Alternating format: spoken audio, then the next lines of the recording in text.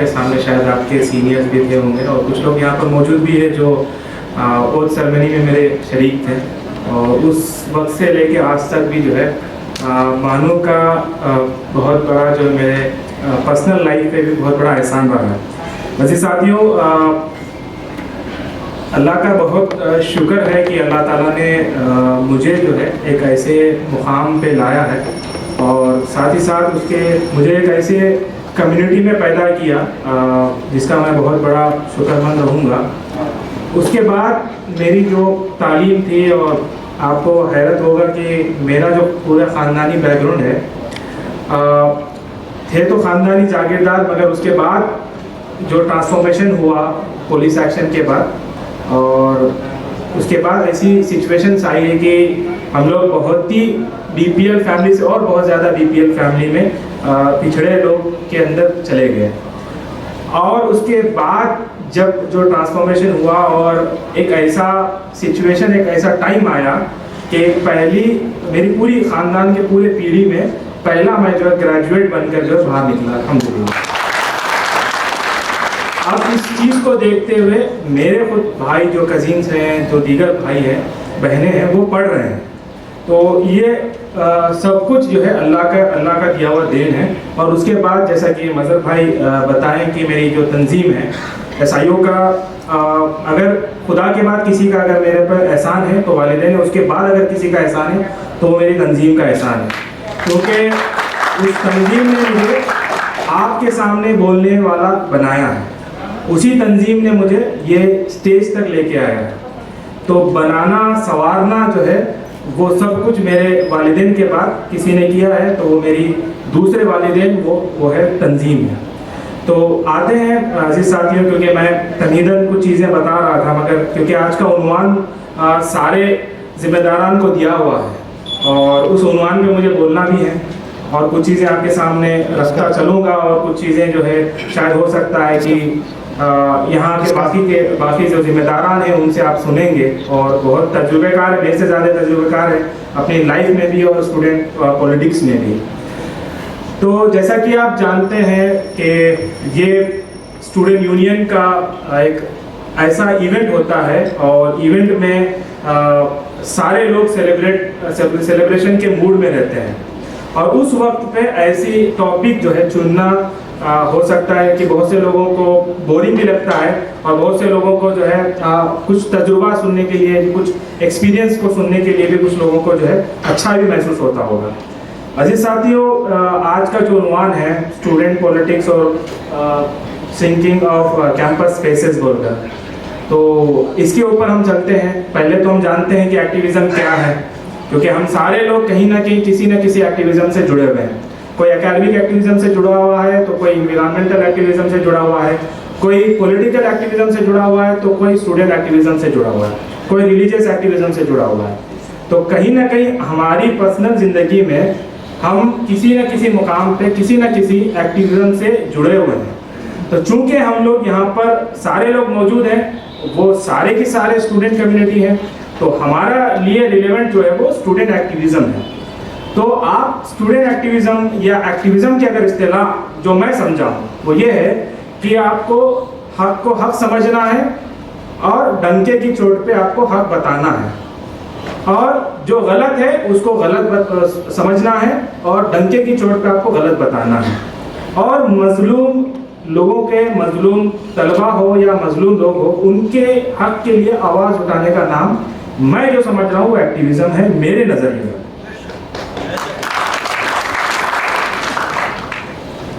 उसकी क्या ज़रूरत है, एक्टिविज्म की क्यों ज़रूरत है?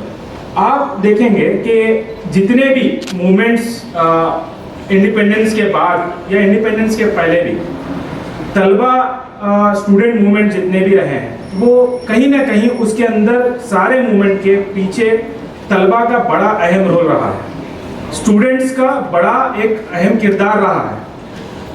इंडिपेंडेंस मूवमेंट उठा के देख लीजिए, जेपी आंदोलन उठा के देख लीजिए, या एंटी करप्शन आंदोलन उठा के देख लीजिए, या अन्ना हजारे का आंदोलन उठा के देख लीजिए, या उसके बाद भी जो मूवमेंट चल रहे हैं वो भी उठा के देख लीजिए कि कहीं ना कहीं अगर किसी ने उसको मूवमेंट को खड़ा किया है या उसको लेके गया है, वो स्टूडेंट कम्युनिटी थी और वो स्टूडेंट लीडर्स थे। तो उसकी बहुत ज़्यादा ज़रूरत है कि आपको अगर आपके फ्यूचर को, आपके देश के फ्यूचर को, आपके कंट्री के फ्यूचर को अगर आपको बनाना है, संवारना है, तो आपको आपकी ऐसी नस्ल को तैयार करना है जो ये ख्वाब रखती है, ऐसा विजन रखती है, जो स्टूडेंट एक्टिविज्म के अंदर कंस्ट्रक्टिवली काम करने के लिए आती हो। तो ऐसे तलबा, ऐसे नौजवान ये कंट्री को लीड करके आज ऐसे मुकामात पे भी पहुंचे हैं और ऐसे कई इश्यूज को, इस देश के मसाइल को हल किए हैं। तो बहुत ही ज़्यादा ज़रूरत बन जाता है एक्टिविज़्म। ये हमारी लाइफ से, यानी कि हमारी जो पर्सनल लाइफ है उससे ये बरी नहीं है, ये अलग नहीं है, ये अलहदा नहीं है। हम हर जगह पे, जैसे मैं बताया हूँ, हर मुकाम पे हम कहीं ना कहीं किसी एक्टिविज़्म से जुड़े हुए हैं। तो इसकी बहुत ही ज़्यादा अहमियत है हमारे समाजी ज़िंदगी में। और आप लोग ये भी देखें हैं, क्योंकि मेरा पर्सनली ये है कि हक बयानी करना मुझे मतलब आता है, और किसी से अल्हम्दुलिल्लाह जो है सामईन में हो या स्टेज पे हो, उनसे मेरा कोई डरना या गिव एंड टेक वाला मामला होता नहीं है। तो उसके बारे में जो है मैं कुछ चीज़ें तनख्याती तौर पे बोलूँगा और कुछ चीज़ें ऐसे भी बोलूँगा कि किसी को हर्ट भी ना हो। तो जैसे कि आप लोग जानते हैं 2014 से पॉलिटिकली एक ऐसा चेंजेस आया है कि पूरी अपोजिशन कमज़ोर पड़ गई है, चाहे वो देश की पुरानी पॉलिटिकल पार्टी हो या सोशल मूवमेंट से खड़ी हुई क्षेत्रीय पार्टी हो, स्टेट की पॉलिटिकल पार्टीज हो। सारी पॉलिटिकल पार्टीज अपना अपोजिशन का रोल जो है वो खो चुके हैं। उसके बाद अगर उसका बेड़ा कोई लिया है, उसकी जिम्मेदारी अगर किसी ने ली है, तो वो तलबा ने ली थी, वो स्टूडेंट ने ली थी। चाहे वो जेएनयू की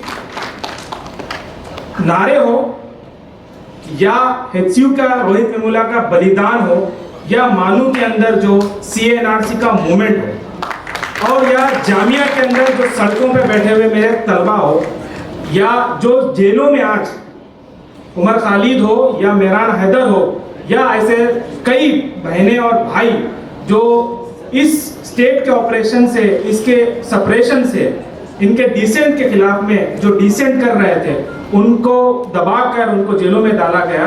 वो लोग असल में अपोजिशन का रोल अदा कर रहे हैं, और वही लोग हैं जो इंडिया को, इस देश को, इस वतन को एक ऐसी दिशा में ले जाना चाहते हैं जिसका ख्वाब मौलाना आज़ाद ने देखा था, जिसका ख्वाब अंबेडकर ने देखा था, जिसका ख्वाब गांधी ने देखा था। तो उस ख्वाब को पूरा करने के लिए ये लोग अपनी जद्दोजहद कर रहे थे। ये असल में अपोजिशन की रोल अदा कर रहे थे। वो करप्शन के खिलाफ भी बात कर रहे थे, वो कम्युनलिज्म के भी खिलाफ बात कर रहे थे, वो जातिवाद के भी खिलाफ बात कर रहे हैं, मगर उनको दबाया गया।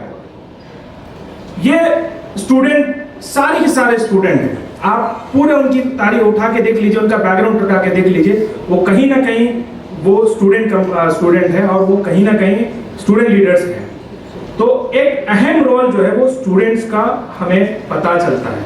उसके बाद अगर हम थोड़ा स्टूडेंट पॉलिटिक्स पे बात करते हैं, तो पता चलता है कि बहुत से लोग, मेरे खुद कुछ साथी जो है मेरे स्कूल के, वो कहते थे कि भाई पॉलिटिक्स क्या है, ये बहुत गंदी पॉलिटिक्स है, बहुत ही बेकार है, भाई तू क्यों करियर खराब करके स्टूडेंट पॉलिटिक्स में जा रहा है, करियर पे फोकस कर, अल्हम्दुलिल्लाह से तेरा अच्छा खासा टैलेंट है, यूपीएससी क्लियर कर लेगा, सारे कुछ कर लेगा, पढ़ाई कर, ये कहाँ जा रहा है, दलदल में क्यों फंस रहा है। तो एक नेगेटिव परसेप्शन जो है ना पॉलिटिक्स को लेके, स्टूडेंट एक्टिविज्म को लेके, या ओवरऑल पॉलिटिक्स को लेके जो है, इवन टीचर्स के अंदर भी होता है। हमारे कैंपस में खुद बोलते हैं कई टीचर्स जो है, ये कहेंगे आपको क्या नेता बन रहे हो क्या।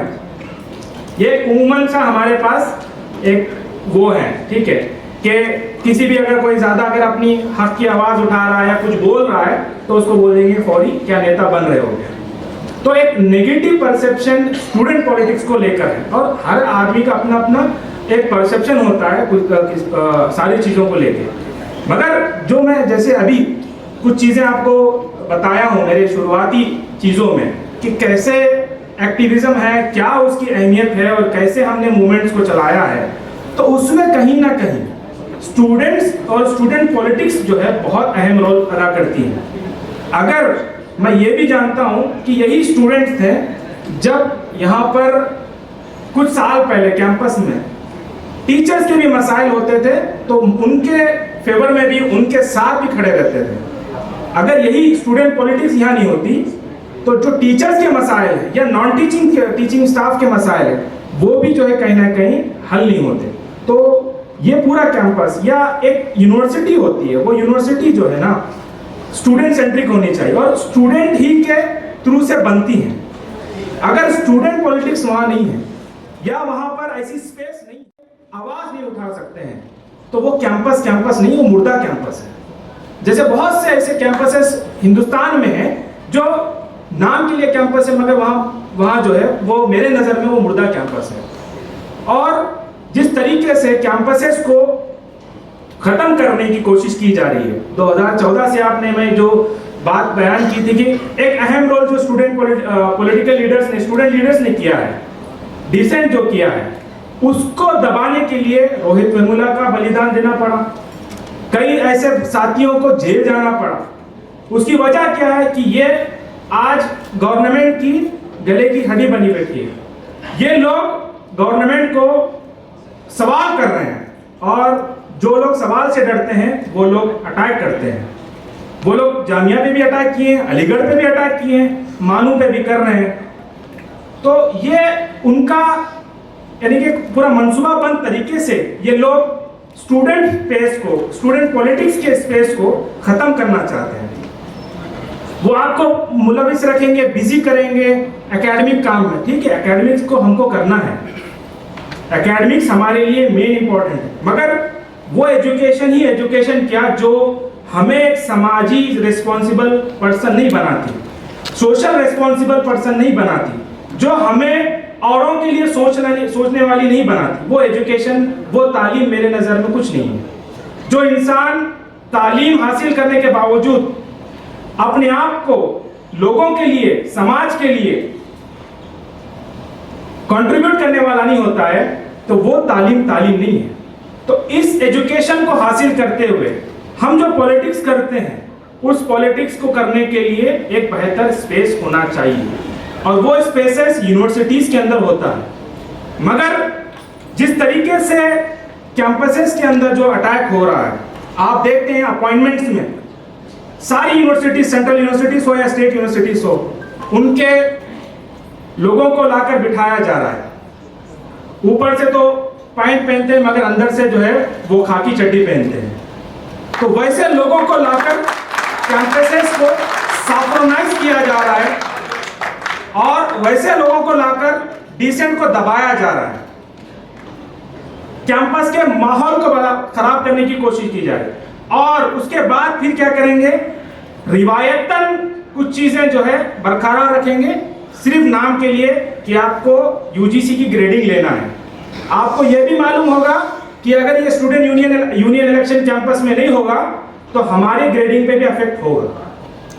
शायद यहाँ पर बैठे हुए लोग, सारे लोगों को ये पता है कि एक्स्ट्रा करिकुलर के भी जो पॉइंट्स मिलते हैं वो कहीं ना कहीं हमारी स्टूडेंट यूनियन का भी जो है कंट्रीब्यूशन होता है। तो ये सिर्फ हासिल करने के लिए यहाँ पर इस कैंपस में हो रहा है या किसी और भी कैंपस में हो रहा है। मगर जिस तरीके से मैं ख्वाजा साहब से इख्तिलाफ करूंगा कि ये स्पेस खत्म नहीं हुआ है, यहाँ इस बात बोल रहे हैं, मगर स्पेस खत्म करने की कोशिश की जा रही है। कैंपस में खत्म हो रहा है, बाहर वालों को आप यहाँ पर बोलने का मौका नहीं देंगे, स्टेज पे नहीं बोलेंगे, तो फिर वो एकेडमिक एक्टिविज्म कहाँ रहा? कहाँ हम वो मौलाना आजाद के जो डिसेंट की बात थी वो कहाँ रही? जो कैंपस जाना जाता था इस नाम से, वो कहाँ है? क्यों बाहर के लोग आकर यहाँ पर तकरीर नहीं कर सकते? क्यों हमारे तलबा को उजागर नहीं कर सकते? क्यों हमारे अंदर का जो हिंदुस्तान के अंदर नेशनलिज्म है वो क्यों नहीं कर सकते? क्यों हमारी कम्युनिटी के लिए नहीं बात कर सकते हैं? क्यों वो एकेडमिकली हमको गाइड नहीं कर सकते? ये अगर श्रिंकेज ऑफ कैंपस नहीं है, अगर ये सुखड़ा हुआ कैंपस नहीं है, तो और क्या है? अगर कोई मेस बिल के लिए लड़ता है तो उसके ऊपर नोटिस आना, ये अगर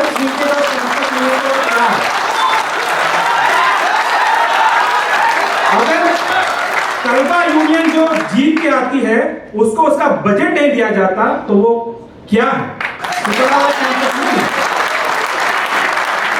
तकलीफ इस बात की होती है कि इस यूनियन को गुजरे हुए, इस यूनियन जो है 10वीं यूनियन है और पहली मर्तबा ऐसी हो रहा है कि कैंपस के अंदर जो है सिर्फ यूनियन फैसिलिटेशन के लिए रह गई है, फैसिलिटेशन तक ही इनको रखा गया है। ये और क्या कुछ नहीं बल्कि कैंपस की स्पेस को, आपकी स्पेस को खत्म करने की बात है। अगर आप आवाज उठाएंगे आपको बोला जाएगा कि आपको नोटिस भेज देंगे, ये और कुछ नहीं बल्कि आपकी स्पेस को खत्म कर रहे हैं। और मैं आपको ये बात बता दूं कि आपको डरना नहीं है, ये आपकी यूनिवर्सिटी है, आप हैं तो वो लोग हैं, वो आएंगे चले जाएंगे, कैंपस रहेगा। ये कैंपस आपकी जागीर है, किसी की जागीर नहीं है।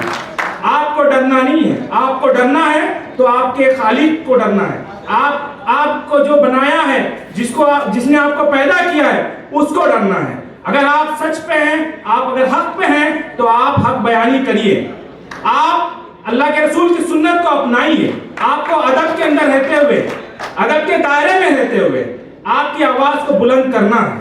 आप लोगों को मैं यही मैसेज देना चाहता हूं कि आप डरिए मत। आपके साथ सारे फॉर्मर प्रेसिडेंट यहाँ पर मौजूद हैं, मैं इनकी मौजूदगी में भी, हमारे प्रोफेसर्स की मौजूदगी में भी ये कहना चाहता हूं कि तलबा एक है।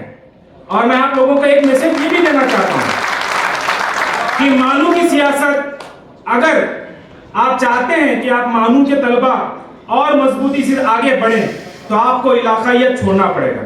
इलाकाइयत पे हर एक बंदा बात करता है, हर एक पॉलिटिकल पार्टी बात करती है मगर इंप्लीमेंट नहीं करती है। इलेक्शन के एक दिन रात पहले जो है सब जुगाड़ हो जाता है। आपको इसको छोड़ना है, ये इलाकाइयत वाली पॉलिटिक्स छोड़नी है। आपको मसलक और मजहब के नाम की पॉलिटिक्स भी छोड़नी है। अगर आप ये छोटे छोटे चीजों से ऊपर उठकर विजनरी पॉलिटिक्स करेंगे, आप अगर मानू को आगे 5 साल क्या देना है, मानू को कहां ले जाना है, अगर ये वाली पॉलिटिक्स करेंगे तो हिंदुस्तान के अंदर मानू एक ऐसी यूनिवर्सिटी बनेगी और ऐसी यूनियन यहां पर बनेगी जो पूरे हिंदुस्तान के 125 करोड़ लोगों के लिए आवाज उठाएगी। अरे साथियों, क्योंकि मेरे पास 2 चिट्ठियां आ चुकी हैं और भी काफी लोग हैं जो बात करेंगे, नाउमीद मत होइए और डरिए मत, अल्लाह पे भरोसा करिए। इंशाअल्लाह ताला वो फिर से जो दौर आएगा जिस दौर में हम लोग जीते थे, चाहे वो हिंदुस्तान के सतह पे हो चाहे वो हमारे कैंपस के सतह पे हो।